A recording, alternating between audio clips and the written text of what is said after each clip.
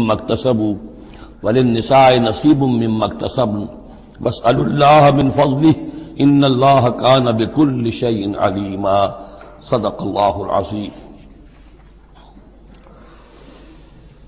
اب انسانی تمدن کے دو بہت اہم مسائل ہیں اور بڑے گہرے فلسفیانہ اہمیت کے حامل۔ پہلا مسئلہ ہے گناہوں کے بارے میں کہ ان میں تقسیم ہے کبائر اور صغائر کی۔ بڑے بڑے گناہ، سب سے بڑا گناہ شرک ہے، کفر ہے، پھر یہ کہ جو فرائض ہیں ان کا ترک کرنا کبائر میں شامل ہوگا، جو حرام چیزیں ہیں ان کا ارتکاب کبائر میں شامل ہوگا۔ ایک ہے چھوٹی چھوٹی کوتاہیاں جو ہو جاتی ہیں، آداب میں ہو جاتی ہیں، یا اور جو بھی باریک احکام ہیں ان میں کہیں کوتاہی ہو گئی ہے، یا بغیر کسی ارادے کے کہیں کسی کی بات ایسی کہہ بیٹھے ہیں کہ جو غیبت کے حکم میں آ گئی ہے، ارادہ نہیں تھا لیکن بات نکل گئی ہے، وغیرہ وغیرہ۔ اس میں جو ایک ہیلدی ایٹیچیوڈ ہے وہ یہ ہے کہ کبائر کا پورے اہتمام کے ساتھ بندوبست کیا جائے کہ اس سے انسان بالکل پاک ہو جائے، فرائض کی پوری ادائیگی، محرمات سے اجتناب مطلق۔ اور یہ چھوٹی چیزیں جو ہیں ان کے بارے میں نہ تو زیادہ ایک دوسرے پر نکیر کی جائے، نہ ایک دوسرے پر گرفت کی جائے، نہ کچھ اس پر بہت زیادہ جو ہے اپنے دل کے اندر بھی دل گرفتگی کی جائے، بلکہ ان کے بارے میں توقع رکھی جائے کہ اللہ تعالیٰ معاف فرما دے گا، استغفار کرے بھی آدمی۔ اور یہی صغائر ہیں جو نیکیوں کے ذریعے سے خود بخود بھی ختم ہوتے رہتے ہیں۔ یہ جو آتا ہے کہ جو شخص وضو کرتا ہے صحیح طریقے پر بیٹھ کر اطمینان سے، تو جب وہ ہاتھ دھوتا ہے تو ہاتھوں کے گناہ جھڑ جاتے ہیں، آنکھوں میں پانی ڈالتا ہے آنکھوں کا گناہ جھڑ جاتا ہے، وغیرہ وغیرہ۔ تو یہ وہ صغائر ہیں۔ ان الحسنات یذہبن السیئات، یہ نیکیاں جو ہیں ان بدیوں کو دور کر دیتی ہیں۔ کبائر معاف نہیں ہوتے اس سے۔ نیکیوں سے جن گناہوں کی معافی کا از خود اعلان ہے قرآن میں، وہ کبائر نہیں صغائر ہیں۔ کبائر توبہ کے بغیر وہ نہیں بخشے جا سکتے، توبہ کرنی ہوگی۔ اور جو اکبر الکبائر ہے شرک، اس کے بارے میں تو دو مرتبہ اس صورت میں آئے گا، ان اللہ لا یغفر ان یشرک بہ ویغفر ما دون ذلک لمن یشاء، وہ ہم پڑھیں گے بعد میں۔ لیکن ایک پرورٹڈ قسم کی مذہبی شخصیت ہوتی ہے، مذہبی مزاج، پرورٹڈ، مست شدہ۔ جو کبائر ہیں وہ تو ہو رہے ہیں، سود خوری ہو رہی ہے، جو کچھ ہو رہا ہے، حرام خوری ہو رہی ہے، چھوٹی چھوٹی باتوں پر نکیر ہو رہی ہے، یہ پانچا تمہارا نیچے کیوں چلا گیا ہے، اس کے اوپر ساری گرفت ہو رہی ہے، یہ کیا ہو گیا ہے، تمہاری داڑھی جو ہے شرعی نہیں ہے، اس کے اوپر گرفت ہو رہی ہے۔ یہ چیزیں جو ہیں دس از پرورشن، یہ مذہب کو بس کر دینے والی بات ہے۔ قرآن مجید میں اس معاملے کو 3 جگہ پر نقل کیا گیا ہے کہ یہ فلسفہ جو ہے کہ چھوٹی چیزوں کے بارے میں درگزر سے بھی کام لو، اور یہ کہ بہت زیادہ متفکر بھی نہ ہو، سینس آف پروپورشن ہونا چاہیے۔ ان تجتنبوا کبائر ما تنہون عنہ، اگر تم اجتناب کرتے رہو گے ان بڑے بڑے گناہوں سے جن سے کہ تمہیں روکا جا رہا ہے، نکفر عنکم سیئاتکم، تمہاری چھوٹی برائیوں کو ہم خود ہی دھوتے رہیں گے، پاک کرتے رہیں گے، صاف کرتے رہیں گے۔ جو بھی نیک کام کرو گے ان کے حوالے سے وہ جو فروغ داشتے ہیں وہ خود بخود بھی دھلتی رہتی ہیں۔ وَنُدْخِلْكُمْ مُدْخَلًا کریما، اور تمہیں داخل کریں گے بہت ہی باعزت جگہ پر، جہاں کیا تمہارا مقام جو ہے باعزت اکرام کے ساتھ ہوگا۔ یہ مضمون سورہ شورى میں بھی آیا ہے، پھر سورۃ النجم میں بھی ہے، 3 مرتبہ یہ مضمون قرآن میں آیا۔ دوسرا مسئلہ جو ہے انسانی معاشرے میں وہ فضیلت کا ہے۔ اب ظاہر بات ہے کہ تمام انسانوں کو ایک جیسا تو نہیں بنایا ہے اللہ نے، کسی کو خوبصورت بنا دیا، کسی کو بدصورت بنا دیا، کسی کا قد اونچا ہے، کوئی ٹھگنے قد کا ہے، لوگ اس پر ہنستے ہیں، یا کسی کو مرد بنا دیا، کسی کو عورت بنا دیا۔ اب عورت اپنے اندر ہی اندر کڑھتی رہے مجھے عورت کیوں بنایا، تو اس کا حاصل کیا ہوگا؟ یا کوئی بدصورت انسان ہے، ٹھگنا ہے کسی اور اعتبار سے، دوسرا شخص ہے وہ دیکھتا ہے کہ وہ تو بڑا اچھا ہے، تو اب اس کے اوپر کڑھنے کی بجائے کیا ہونا چاہیے کہ اللہ تعالیٰ نے مجھے جو کچھ دیا ہے مجھے اس کے اوپر صبر اور شکر کرنا چاہیے، اور جو فضل ہے کسی اور چیز میں بھی ہو سکتا ہے، میں نیکی میں آگے بڑھ جاؤں، میں خیر کے کاموں میں آگے بڑھ جاؤں، میں علم میں آگے بڑھ جاؤں، تو یہ چیزیں جو ہیں انسان دوسری چیزوں سے اپنی ان کی تلافی کر لے، بجائے اس کے کہ ایک نیگیٹو اس کی سائیکالوجی ڈیولپ ہوتی چلی جائے، کڑنا اور اندر ہی اندر جھڑتے رہنا، جس سے کہ پھر طرح طرح کی جو ذہنی بیماریاں پیدا ہوتی ہیں، انہی کانفلکٹس کی وجہ سے، انہی فرسٹریشنز کی وجہ سے مینٹل بیلنس آدمی لوز کر بیٹھتا ہے۔ تو اس کی بجائے دیکھیے کس قدر عمدہ تعلیم دی جا رہی ہے، وَلَا تَتَمَنَّوْا مَا فَضَّلَ اللَّهُ بِهِ بَعْضَكُمْ عَلَىٰ بَعْضٍ، اور تمنا نہ کیا کرو اس شے کی کہ جس کے ذریعے سے اللہ نے تم میں سے بعض کو بعض پر فضیلت دے دی ہے۔ اب اللہ کی دی ہوئی فضیلت ہے، اس میں آپ تمنا کریں، اور دوسری طرف یہ کہ اس میں حسرت ہو جائے۔ اب اس میں خاص طور پر جو مسئلہ ہے انسانوں میں، جو آج کا سب سے بڑا مسئلہ ہے دنیا میں، جیسا کہ میں نے بتایا ایکسپلائٹ کیا جا رہا ہے، مساوات مرد و زن۔ اب یہ بھی ایک فضیلت ہے، کسی کو اللہ نے مرد بنایا، کسی کو عورت بنایا۔ اب پہلی بات یہ بتائی جا رہی ہے للرجال نصیب مما اکتسبوا، مردوں کے لیے حصہ ہے اس میں سے کہ جو وہ کمائیں گے، وللنساء نصیب مما اکتسبن، اور عورتوں کے لیے حصہ ہے اس میں سے جو وہ کمائیں گی۔ یعنی جہاں تک نیکیوں کا معاملہ ہے، بدیوں کا معاملہ ہے، خیرات کا معاملہ ہے، حسنات کا معاملہ ہے یا سیئات کا معاملہ ہے، اس میں بالکل ایکویلٹی ہے۔ مرد نے نیکی کمائی اس کے لیے، عورت نے نیکی کمائی اس کے لیے، اس میں برابری ہے۔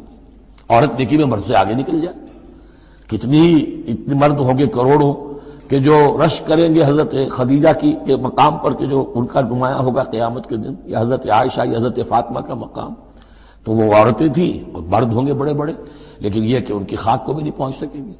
تو یہ ہے کہ اس میں تسلیم کرے آدمی، تسلیم و رضا کہ جو بھی اللہ نے مجھے بنا دیا اور مجھے دیا ہے، اب مجھے اس میں بہتر سے بہتر کرنا ہے۔ یہ میرا شاکلہ تو اللہ کی طرف سے آ گیا ہے، کل یعمل علی شاکلتہ، اور جو ہم پڑھ چکے سورہ بقرہ میں کہ لا یکلف اللہ نفسا الا وسعہا، وسع جو ہے وہ اللہ نے بنا دی ہے۔ تو اب اس آیت کو بھی غلط کوٹ کیا جاتا ہے کمائی کے لیے کہ عورتیں بھی کما سکتی ہیں، دیکھیے لکھا ہوا نصیب مما اکتسب، ان کے لیے حصہ ہے اس کمائی میں سے جو انہوں نے کیا۔ اچھا، کمائی سے مراد یہ سمجھ لیجیے قرآن مجید میں صرف ایک جگہ ایسی ہے سورہ بقرہ میں جو ہم پڑھ چکے ہیں جہاں کسب کا لفظ آیا ہے معاشی جد و جہد اور معاشی کمائی کے لیے، باقی پورے قرآن میں کسب آتا ہے اعمال کے لیے، کسب حسنات، کسب سیئات، بدیاں کمانا، بھلائیاں کمانا، کسب اس کے لیے۔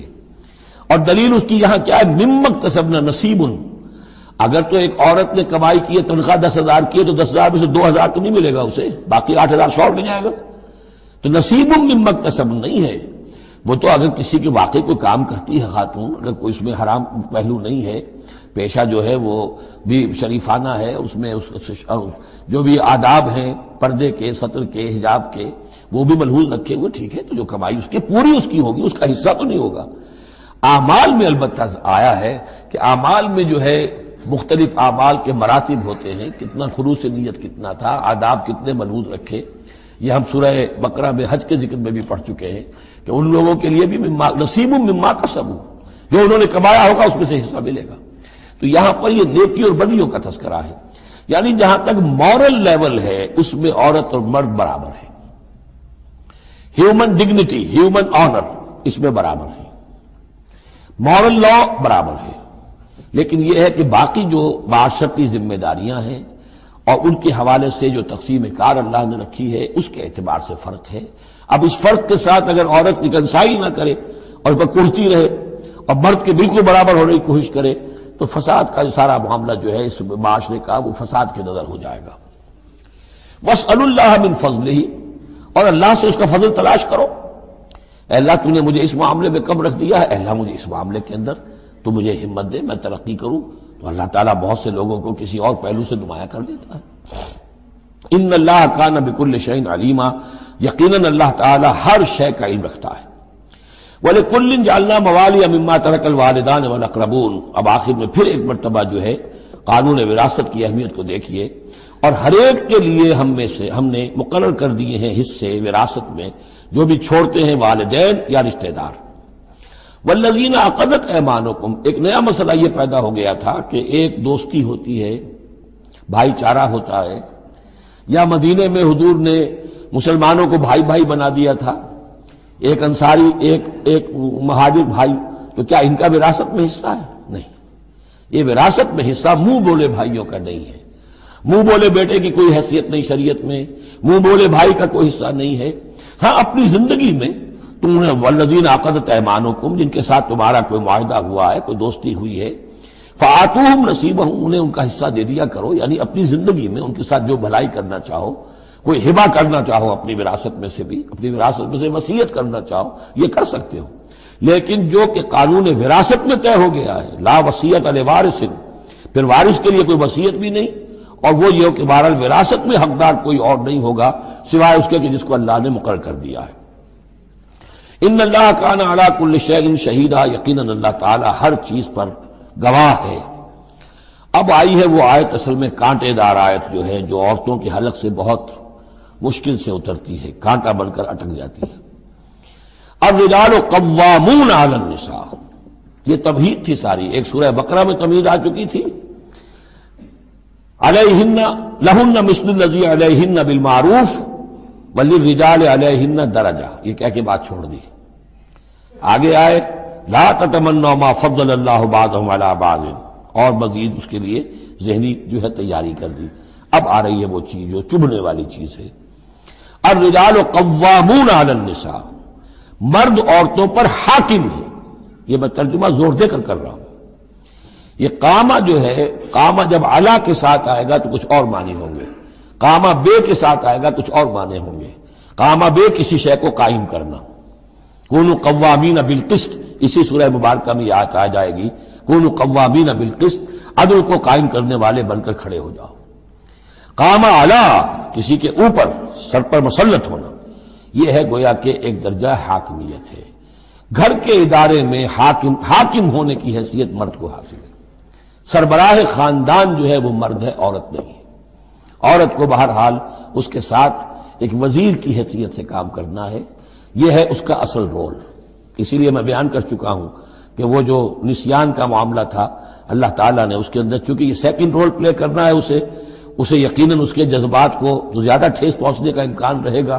آدمی کو، ہر انسان، مرد بھی چاہتا ہے میری بات چلے، عورت چاہتی ہے میری بات چلے۔ اب آخر کار کس کی بات چلے گی؟ یا تو دونوں کسی طریقے سے کسی مسئلے میں متفق ہو جائیں، اور عورت جو ہے بیوی اپنے شوہر کو دلیل سے، اپیل سے جس طرح قائل کر لے تو معاملہ ٹھیک ہو گیا۔ اب اگر نہیں ہو رہا معاملہ تو اب کس کی رائے چلے گی؟ مرد کی رائے چلے گی۔ تو کس کو اس سے ایک صدمہ پہنچے گا؟ عورت کو پہنچے گا۔ لیکن اس صدمے کا ہی جو ہے انفلوئنس، اس کو کم کرنے کے لیے سیفٹی والو، نسیان کا مادہ اللہ تعالیٰ نے عورت میں زیادہ رکھ دیا۔ اسی لیے پھر اس قانون شہادت کے اندر ایک مرد کی جگہ 2 عورتوں کو وہاں پر اس کا نصاب رکھا گیا۔ الرجال قوامون علی النساء بما فضل اللہ بعضهم علی بعض۔ اب یہ دوسری بات ہے کہ اگر وہ شوہر حاکم ہو کر ظلم کرتا ہے، ان کے حق ادا نہیں کرتا ہے، تو اللہ کے ہاں بڑی سخت پکڑ ہوگی۔ یہ تو دوسری بات ہے بالکل، لیکن یہ کہ جو قانون ہے اسلام کا وہ یہی ہے کہ یہ اختیار دیا گیا۔ اب آپ اس اختیار کا غلط استعمال کر رہے ہیں، آپ اس کو ظلم کا ذریعہ بنا رہے ہیں، تو اس کی سزا اللہ تعالیٰ کے ہاں آپ کو مل جائے گی۔ بما فضل اللہ بعضهم علی بعض، بسبب اس فضیلت کے جو اللہ نے بعض کو بعض پر دی ہے، وبما انفقوا من اموالہم، اور بسبب اس کے کہ جو وہ خرچ کرتے ہیں اپنے مال۔ اب دیکھیے یہ خرچ کرنے کا معاملہ اسلام میں شادی سے شروع ہو گیا۔ شادی مرد کی بھی ضرورت ہے، عورت کی بھی ضرورت ہے، لیکن مرد مہر دیتا ہے، عورت مہر وصول کرتی ہے۔ تو جو خرچ کرنے والا ہے اب اس کی ایک حیثیت دوسری ہو گئی۔ پھر گھر میں اس کا نان نفقہ پورا جو ہے، اس کا خرچہ، اس کی ذمہ داری، اس کو سپورٹ کرنا شوہر کے اوپر ہے، تو اب وہ مال خرچ کر رہے ہیں۔ بما انفقوا من اموالہم، فالصالحات، تو نیک بیویاں کون ہیں؟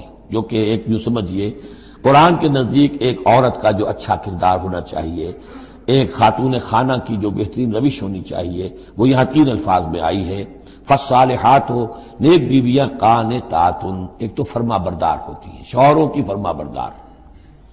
حافظات للغیب، غیب میں حفاظت کرنے والیاں، یعنی ظاہر بات ہے کہ مال ہے کسی کا تو گھر میں ہے، وہ تو کام پہ چلا گیا ہے، اب وہ کس کی حفاظت میں ہے؟ بیوی کی حفاظت میں ہے۔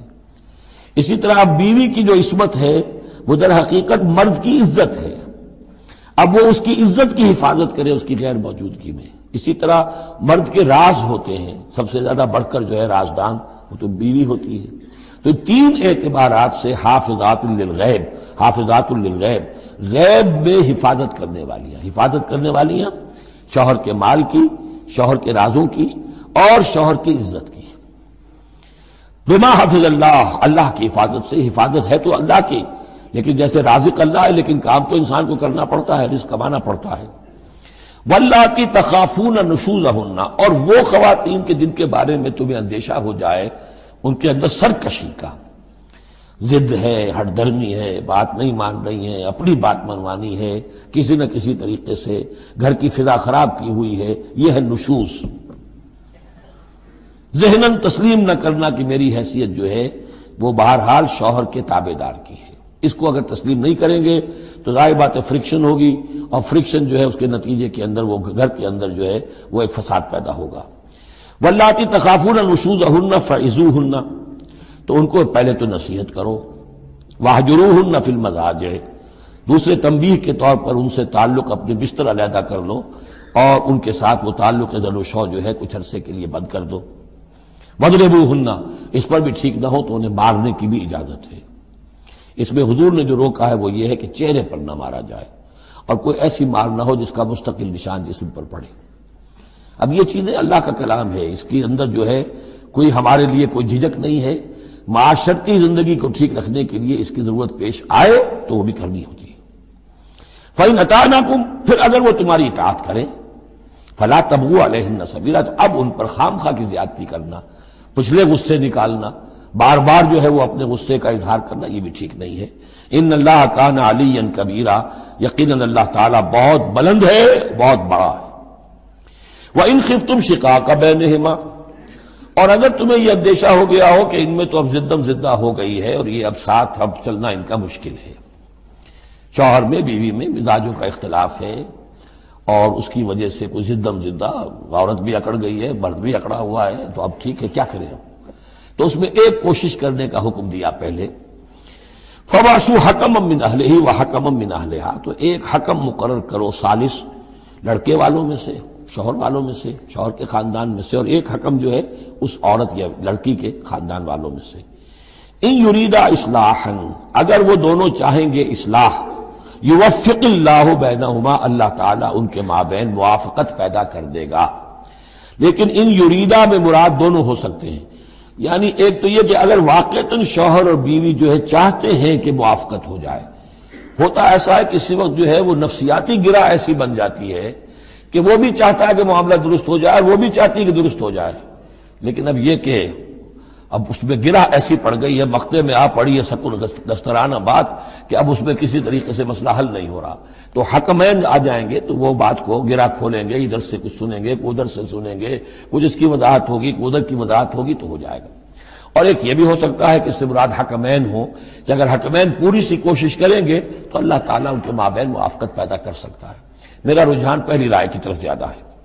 ان اللہ کان علیما خبیرا، یقیناً اللہ تعالیٰ بہت علیم اور خبیر ہے۔ اب جیسا کہ اس سے پہلے بھی سورہ بقرہ میں بھی جو اہل کتاب کے ساتھ بنی اسرائیل کے ساتھ میثاق لیا گیا تھا، تو اس میں جو چیزیں آئی تھیں وہ یوں سمجھیے امہات شریعہ، دین کی بنیادیں کیا تھیں۔ ہم نے معاہدہ لیا تھا اللہ کے ساتھ شرک نہیں کرو گے، والدین کے ساتھ نیک احسان کرو گے، قرابت داروں کے ساتھ وغیرہ وغیرہ۔ اب یہ دوسرا مقام آ رہا ہے کہ شریعت کے اندر کیا چیزوں ہیں جو اہم تر ہیں، جن کو سامنے رکھنا چاہیے معاشرتی سطح پر۔ سب سے پہلی بات وَاعْبُدُوا اللَّهَ وَلَا تُشْرِكُوا بِهِ شَيْئًا، پہلا حق اللہ کا ہے، اللہ کی بندگی اور پرستش کرو، اس کے ساتھ کسی کو شریک نہ ٹھہراؤ۔ نمبر 2 وَبِالْوَالِدَيْنِ احسانا، یہ 4 مقامات قرآن میں ہیں جہاں اللہ کے حق کے فوراً بعد والدین کے حق کا تذکرہ ہے، والدین کے ساتھ حسن سلوک۔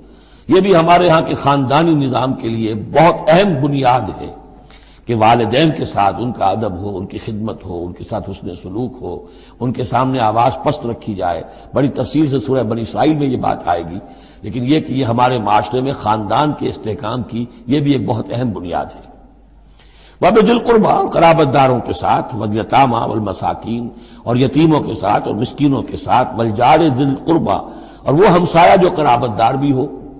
پہلے عام طور پر محلے ایسے ہی ہوتے تھے، ایک ہی قبیلہ ایک جگہ رہ رہا ہے، رشتہ داری بھی ہے، ہمسائے بھی ہے۔ وَالْجَارِ الْجُنُبِ، اور اجنبی ہمسایہ بھی ہو سکتا ہے، جیسے آج کل شہروں میں ہوتے ہیں ہمسائے اجنبی ہوتے ہیں۔ وَالصَّاحِبِ بِالْجَنبِ، اور ایک عارضی قسم کی بھی ہمسائیگی ہوتی ہے کہ جو آپ کے برابر بیٹھا ہوا ہے، آپ بس میں بیٹھے ہیں آپ کے برابر بیٹھا ہوا، یہ بھی آپ کا ہمسایہ ہے، جو کسی بھی اعتبار سے آپ کے ساتھ ہے، آپ کے پاس بیٹھنے والا ہے، اس کے ساتھ بھی نیک سلوک۔ وابن سبیل، اور مسافر کے ساتھ نیک سلوک، وما ملکت ایمانکم، اور جو بھی تمہارے لونڈی غلام ہیں جو تمہاری ملک یمین ہیں ان کے ساتھ بھی نیک سلوک۔ ان اللہ لا يحب من کان مختالا فخورا، اللہ کو بالکل پسند نہیں ہے وہ لوگ کہ جو مختال ہیں، شیخی خوڑے اور اکڑنے والے، فخر کرنے والے، اکڑ کرنے والے۔ الذین یبخلون ویامرون الناس بالبخل، جن میں یہ شیخی خوری ہوتی ہے، اکڑ ہوتی ہے، پھر وہ بخیل بھی ہوتے ہیں، اس لیے کہ عام طور پر تو انہیں اپنا جو تکبر ہوتا ہے وہ دولت کے بلا پر ہوتا ہے، انہیں معلوم ہے ہمارے پاس دولت ہے، تو ظاہر بات ہے دولت اگر وہ خرچ کر دیں گے اور دولت جو ہے نہیں رہے گی تو عزت نہیں رہے گی۔ جو کہ بخل کرتے ہیں وہ یامرون الناس بالبخل، اور لوگوں کو بھی نیکی بخل کا حکم دیتے ہیں، کیونکہ جب لوگ دیکھتے ہیں کہ یہ لوگ ذرا خرچے کے اندر کمی کرتے ہیں تو انہیں اندیشہ ہوتا ہے کہ یہ ہمیں ملامت کریں گے، تم بڑے بخیل ہو، تو اس سے پہلے ہی کیوں نہ کہو بابا یہ اس طرح نہ کیا کرو، تم خام پیسے اڑاتے ہو، کچھ نہ کچھ بچا کے رکھا کرو اور وقت پہ کام آئے گا، تو بجائے اس کے کہ آپ کو کوئی ڈیفنس لینا پڑے پہلے ہی آفنس لیجئے۔ تو یامرون الناس بالبخل، وہ لوگوں کو بھی بخلی کا مشورہ دیتے ہیں کہ عقل کے ناخن لو۔ وَيَكْتُمُونَ مَا آتَاهُمُ اللَّهُ مِنْ فَضْلِهِ، اور وہ چھپاتے ہیں اس کو جو اللہ نے انہیں اپنے فضل میں سے دیا ہے۔ دولت ظاہر ہوگی تو کوئی سائل سوال کر بیٹھے گا، یعنی اچھا مسکین صورت بنائے رکھو کہ ان کے اوپر تو شاید خود 2 وقت کے فاقے ہیں، اب ان سے میں کیا ان کے سامنے ہاتھ دراز کروں۔ وَأَعْتَدْنَا لِلْكَافِرِينَ عَذَابًا مُهِينًا، اور ایسے کافروں کے لیے ہم نے بڑا اہانت آمیز عذاب تیار کر رکھا ہے۔ وَالَّذِينَ يُنْفِقُونَ أَمْوَالَهُمْ رِئَاءَ النَّاسِ، اور اس سے بھی آگے بڑھ کر وہ لوگ ہیں برائی کے اندر، شناعت کے اندر، کہ جو خرچ کرتے ہیں مال لوگوں کو دکھاوے کے لیے۔ وَلَا يُؤْمِنُونَ بِاللَّهِ وَلَا بِالْيَوْمِ الْآخِرِ، اور وہ حقیقت میں ایمان نہیں رکھتے نہ اللہ پر نہ یوم آخر پر۔ وَمَن يَكُنِ الشَّيْطَانُ لَهُ قَرِينًا فَسَاءَ قَرِينًا، تو ایسے لوگ گویا کہ شیطان کے ساتھی ہیں، تو جن کا ساتھی شیطان ہو گیا ہو تو وہ تو بہت ہی برا ساتھی ہے۔ ماذا وماذا علیہم، کیا ہو جاتا ان پر، کیا قیامت ٹوٹ پڑتی ان پر۔ لو آمنوا باللہ والیوم الآخر، اگر وہ ایمان ہی لے آتے سچے دل سے، صدق دل سے اللہ پر اور یوم آخر پر۔ وانفقوا مما رزقهم اللہ، اور خرچ کرتے کھلے دل کے ساتھ اس میں سے جو اللہ نے انہیں دیا ہے۔ وکان اللہ بہم علیما، اور اللہ تعالیٰ ان سے اچھی طرح واقف ہے۔ ان اللہ لا یظلم مثقال ذرۃ، یقیناً اللہ تعالیٰ کسی پر ذرے کے برابر بھی، ذرے کے ہم وزن بھی ظلم نہیں کرے گا۔ لا یظلم مثقال ذرۃ وَإِن تَكُ حَسَنَةً يُضَاعِفْهَا، اگر نیکی ہوگی وہ ذرہ عمل کا جو ہے نیکی کا ہے اس سے دگنا کرے گا، بڑھائے گا، بڑھوتری کرے گا۔ وَيُؤْتِ مِن لَّدُنْهُ، نہ صرف اس کو بڑھا کر دے گا واپس بلکہ اور اپنے پاس سے یؤتِ مِن لَّدُنْهُ أَجْرًا عَظِیمًا، خاص اپنے خزانے فضل سے مزید بہت بڑا اجر دے گا۔ اب یہ آیت جو آ رہی ہے آیت نمبر 41 سورہ مبارکہ کی، یہ بڑی اہم ہے، یہ وہ شہادت علی الناس سے متعلق ہے جو سورہ بقرہ میں جو مضمون آیا تھا کہ اے مسلمانوں تمہیں اب شہداء علی الناس بنایا گیا، جیسے کہ نبی تم پر شہید تھے یا نبی نے تم پر شہادت دی ہے۔ نبی قیامت کے دن کھڑے ہو کر کہیں گے اے اللہ میرے پاس جو دین آیا تھا میں نے انہیں پہنچا دیا تھا، اب یہ ذمہ دار ہیں، they are responsible for their attitude and conduct. تو یہ بات تمہیں کہنی ہے قیامت کے دن کھڑے ہو کے، اے اللہ ہم نے اپنے زمانے کے لوگوں تک تیرا دین پہنچا دیا تھا، اب اس کے بعد جو بھی طرز عمل ہے یہ جواب دیں۔ ایسا نہ ہو کہ الٹا وہ ہمارے اوپر مقدمہ کرے کہ اللہ ان بدبختوں نے ہمیں نہیں پہنچایا، یہ خزانے کے سانپ بن کر بیٹھے رہے۔ تو یہ تو ایک رخ ہے اس کا، لیکن یہ کہ جس کے ذمے یہ ڈیوٹی لگ گئی ہو، واقعہ یہ ہے کہ اس کے لیے تو ایک بہت بھاری یوں سمجھیے کہ بوجھ ہے اس پر۔ اب اس کا جو ہے نقشہ کھینچا جا رہا ہے قیامت کے دن کیا ہوگا۔ فَكَيْفَ إِذَا جِئْنَا مِن كُلِّ أُمَّةٍ بِشَهِيدٍ، تو کیا ہوگا اس دن، کیا صورتحال ہوگی جس دن کے ہم ہر امت میں سے ایک شہید کھڑا کریں گے۔ کون؟ ان کا نبی اور رسول جس نے ان کو دعوت پہنچا دی۔ وَجِئْنَا بِكَ عَلَىٰ هَٰؤُلَاءِ شَهِيدًا، اور اے نبی آپ کو ہم لائیں گے ان پر گواہ بنا کر، یعنی آپ کو کھڑے ہو کر کہنا ہوگا، جس کو کہ ہمارے تصور میں کہتے ہیں، ہمارے اصطلاح میں پروزیکیوشن وٹنس۔ عدالت خداوندی کا پروزیکیوشن وٹنس کون ہے؟ نمبر 1 پروزیکیوٹر کون ہے؟ نبی۔ اے اللہ تیرا پیغام جو پہنچا تھا میں نے پہنچا دیا تھا، now they are accountable responsible. تو اس کے کیا معنی ہوئے؟ اپنی ہی قوم کے خلاف گواہی آ گئی نا۔ علا کا لفظ یہاں بھی نوٹ کر لیجیے، علا ہؤلاء شہیدا، علا ہمیشہ مخالفت کے لیے آتا ہے۔ ہم توقع میں ہیں کہ ہمیں تو شفاعت ملے گی میٹھی میٹھی، یہاں کڑوا معاملہ ہے، اے اللہ یہ بدبخت ہے جنہیں میں دین دے کر گیا تھا، ان کا کام تھا دین پھیلانا، انہوں نے خود دین کو چھوڑ دیا۔ تو نبی شفاعت کریں گے یا نبی مقدمہ قائم کریں گے؟ وقال الرسول یا رب ان قوم اتخذوا هذا القرآن مہجورا، اور کہیں گے رسول کہ اللہ میری اس قوم نے قرآن کو ترک کر دیا تھا۔ اس آیت کے بارے میں ایک واقعہ بھی ہے کہ ایک مرتبہ حضور صلی اللہ علیہ وسلم نے حضرت عبداللہ ابن مسعود سے کہا کہ مجھے قرآن سناؤ۔ انہوں نے عرض کیا حضور آپ کو سناؤں، آپ پر تو نازل ہوا ہے۔ فرمایا ہاں لیکن مجھے کسی دوسرے سے سن کر کچھ اور حظ حاصل ہوتا ہے، لطف آتا ہے۔ سورہ نساء انہوں نے پڑھنی شروع کی، شروع سے لے کے پڑھتے جا رہے ہیں۔ ظاہر بات ہے کہ حضور بھی سن رہے ہیں، باقی اور صحابہ بھی ہوں گے، اور حضرت عبداللہ ابن مسعود کی گردن نیچی ہے، پڑھ رہے ہیں۔ جب اس آیت پر پہنچے فَكَيْفَ إِذَا جِئْنَا مِن كُلِّ أُمَّةٍ بِشَهِيدٍ وَجِئْنَا بِكَ عَلَىٰ هَٰؤُلَاءِ شَهِيدًا، تو حضور نے فرمایا حسبک حسبک، بس کرو بس کرو۔ اور عبداللہ ابن مسعود نے سر اٹھا کر دیکھا تو حضور کی آنکھوں سے آنسوؤں کی لڑیاں چل رہی تھیں۔ اپنی قوم کے خلاف مجھے گواہی دینی ہوگی، وَجِئْنَا بِكَ عَلَىٰ هَٰؤُلَاءِ شَهِيدًا۔ یومئذ یود الذین کفروا، اس دن یہ چاہیں گے کافر، وعصوا الرسول، جنہوں نے کفر کیا تھا اور رسول کی نافرمانی کی تھی، لو تسویٰ بہم الارض، کسی طرح زمین پھٹ جائے، شق ہو جائے، ہم اس میں دفن ہو جائیں اور ہمیں نسیہ منسیہ کر دیا جائے۔ ولا یکتمون اللہ حدیثا، اللہ سے وہ کوئی بات چھپا نہیں سکیں گے۔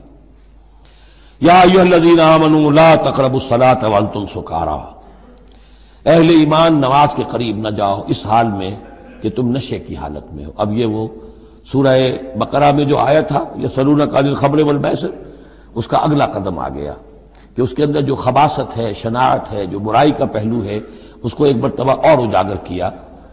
یا ایھا الذین آمنوا لا تقربوا الصلاۃ وانتم سکارا حتی تعلموا، جب تک کہ نشہ اتر نہ جائے اور تمہیں معلوم ہو کہ تم کیا کہہ رہے ہو۔ اس واقعات بھی بیان ہوتے ہیں کہ ایسا ہوا کہ نشے میں نماز پڑھائی کسی نے، اس لیے کہ شراب ابھی حرام مطلق تو ہوئی نہیں تھی، تو اس میں قل یا ایھا الکافرون لا اعبد ما تعبدون، اس کی بجائے اعبد ما تعبدون، میں بھی بندگی کرتا ہوں اسی کی جس کی تم کرتے ہو، تو وہ تو کفر ہو گیا۔ تو اس پر خاص طور پر یہ آیت نازل ہوئی حتی تعلموا ما تقولون، جب تک کہ تم سمجھ نہ رہے ہو شعور کے ساتھ کہ تم کیا کہہ رہے ہو۔ اب اس میں ایک اشارہ ادھر بھی ہو گیا، بے سمجھے نماز پڑھنا بھی ایسا ہی ہوا پھر، یعنی یہ کہ جو روکا جا رہا ہے، ایک تو مدہوشی کی وجہ سے سمجھ میں نہیں آ رہا اور غلط سلط پڑھ رہے ہیں، اور ایک سمجھتے ہی نہیں۔ قرآن کہہ رہا ہے حتی تعلموا ما تقولون، تمہیں معلوم ہونا چاہیے کیا کہہ رہے ہو تم۔ اب جنہیں قرآن مجید کے معنی نہیں آتے، نماز کے معنی نہیں آتے، انہیں کیا پتہ ہے کیا کہہ رہے ہیں۔ ولا جنبا الا عابری سبیل حتی تغتسلوا، اسی طریقے اگر تم حالت جنابت میں ہو، اگر اپنی بیویوں سے تم نے وہ تعلق قائم کیا ہو، مباشرت کی ہو، یا یہ کہ اور کسی اور طرح کی اسی وہ احتلام وغیرہ کی شکل ہو گئی ہو، تب بھی تم نماز کے قریب نہ جاؤ حتی تغتسلوا، جب تک کہ غسل نہ کر لو۔ الا عابری سبیل، اس کے بارے میں بہت سے قول ہیں، لیکن یہ جو آگے بات بیان ہو رہی ہے اس میں آ جائے گا کہ ہاں سفر کی حالت میں اس غسل کی پابندی پر جو ہے وہ نرمی کی گئی ہے اور اس میں تیمم کی اجازت دی گئی ہے۔ وَإِن كُنتُم مَرْضَىٰ، اور اگر تم ہو بیمار، أَوْ عَلَىٰ سَفَرٍ، آدمی مریض ہے، نہانے میں اندیشہ ہے، بخار بہت تیز ہے یا کچھ اور ہے معاملہ ہے، أَوْ عَلَىٰ سَفَرٍ، یہ سفر میں ہیں، أَوْ جَاءَ أَحَدٌ مِّنكُم مِّنَ الْغَائِطِ، یا یہ کہ تم میں سے کوئی جو ہے قضائے حاجت کے بعد آیا ہے، أَوْ لَامَسْتُمُ النِّسَاءَ، یا تم نے عورتوں کے ساتھ مباشرت کی ہے، فَلَمْ تَجِدُوا مَاءً، اور تم پانی نہ پاؤ، یعنی یہ تمام صورتیں کہ جس میں غسل واجب ہے یا یہ کہ وضو واجب ہے، تو ان دونوں صورتوں میں سے اگر بیماری راستے میں حائل ہے، سفر میں ہونے کی وجہ سے پانی نہیں ہے، یا کوئی اور وجہ ایسی ہے کہ پانی ہے دستیاب نہیں ہے، فَتَيَمَّمُوا صَعِيدًا طَيِّبًا، تو تیمم کر لیا کرو۔ لیکن تیمم کا جیسا کہ ہم پہلے پڑھ چکے ہیں، میں نے بتایا تھا کہ قصد کرنا تیمم، فَتَيَمَّمُوا صَعِيدًا طَيِّبًا، پاک مٹی کا، اس کا قصد کرو۔ فَامْسَحُوا بِوُجُوهِكُمْ وَأَيْدِيكُمْ، اور پھر اپنے چہروں کو اور اپنے ہاتھوں کو اس سے بسا کر لو، بل لو۔ ان اللہ کان عفوا غفورا، یقیناً اللہ تعالی عفو ہے، بہت معاف کرنے والا۔ یہی لفظ ہے جو حضرت عائشہ سے جو مروی ہے دعا لیلۃ القدر کی، اللہم انک عفو تحب العفو فاعف عنی، اے اللہ تو عفو ہے، تو ہے ہی معاف فرمانے والا. ان اللہ کان عفوا غفورا، اللہ معاف فرمانے والا بخشنے والا ہے.